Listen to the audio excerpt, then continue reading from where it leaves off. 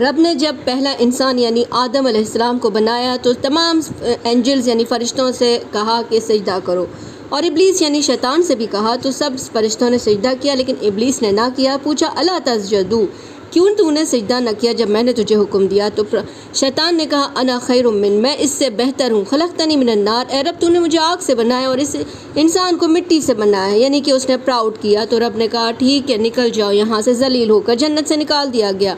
उसने रब से मोहलत मांगी क़यामत तक के लिए, ए रब मुझे मोहलत दे के मैं तेरे बंदों को अगवैतनी बहकाऊँगा, उनको उनके सीधे रास्ते पे बैठ के बहकाऊँगा, उनको सामने से पीछे से सीधे हाथ तरफ से उल्टी तरफ से हर तरफ से बहकाऊँगा। वला तजिदू अक्सरहुम शाकिरीन, रब तू उन्हें शुक्रगुजार नहीं पाएगा, वो तेरा शुक्र ही नहीं करेंगे। तो रब ने कहा ठीक है निकल जा जन्नत से जलील ख्वार होकर, और जो मैं भर दूंगा जो तेरी बात मानेगा। ला अमला अन्ना जहन्नम, मैं जहन्नुम को भर दूंगा जो तेरी बात को मानेगा।